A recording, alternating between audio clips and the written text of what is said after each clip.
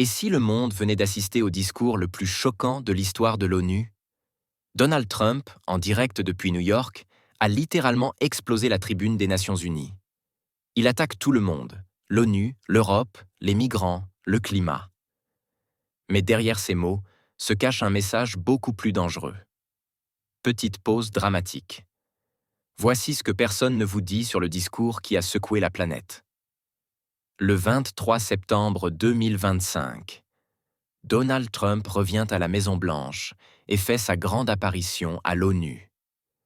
Devant plus de 150 chefs d'État, il prononce un discours rempli de provocations, d'accusations et de phrases qui vont enflammer les relations internationales. Mais qu'a-t-il vraiment dit? Pourquoi tout le monde en parle? Et quelles conséquences pour l'avenir? On t'explique tout. L'Assemblée générale de l'ONU, c'est le moment où tous les dirigeants du monde se réunissent pour parler de paix, d'écologie et de coopération mondiale.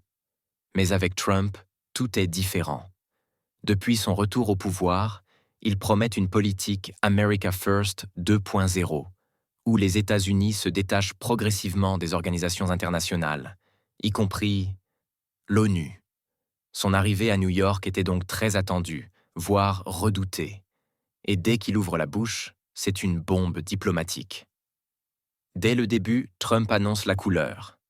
L'ONU est devenue un club de discussion pour bureaucrates mondiaux qui dépensent l'argent des peuples sans résultat. Sur la migration, il accuse l'ONU de soutenir les passeurs et d'encourager les flux illégaux vers l'Occident. Sur le climat, il qualifie les politiques écologiques de complot économique contre les nations industrielles. Sur la Palestine, il dénonce la reconnaissance d'un État palestinien par 150 pays, qu'il qualifie de faute historique.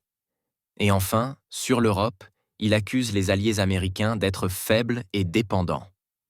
En résumé, il s'en prend à tout ce qui symbolise la coopération internationale.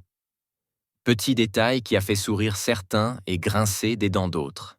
Le prompteur de Trump tombe en panne au tout début du discours. Trump plaisante. Peut-être que quelqu'un à l'ONU n'a pas envie que je parle. Mais en coulisses, son équipe parle de sabotage. Les responsables de l'ONU, eux, expliquent qu'il s'agit d'un bug électrique, rien de plus. Bref, un moment gênant mais symbolique. Dès le départ, le ton était donné.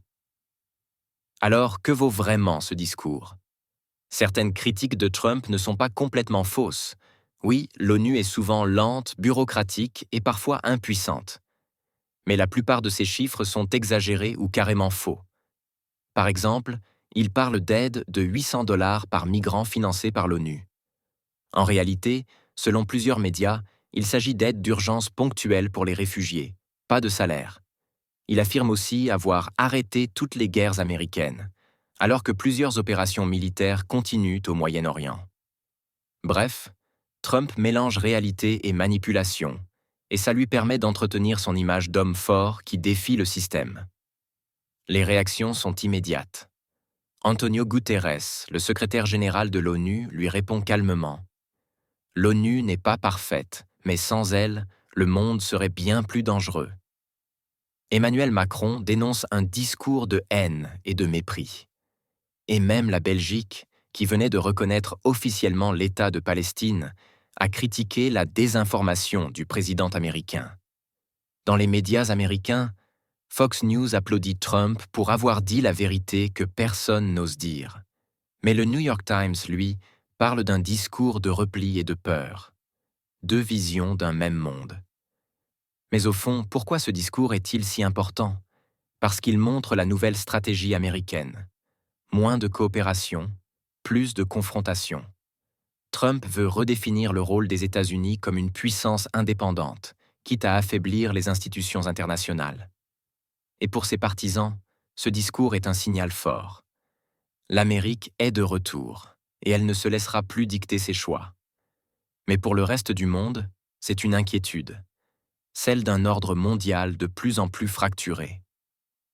Ce discours à l'ONU restera dans l'histoire, pas seulement pour ses provocations, mais parce qu'il illustre un tournant, celui d'un monde où la diplomatie laisse place à la brutalité des mots. Et toi, qu'en penses-tu? Trump a-t-il raison de dire tout haut ce que d'autres pensent tout bas? Ou est-il en train de détruire le peu d'équilibre qu'il reste dans ce monde? Dis-le moi en commentaire.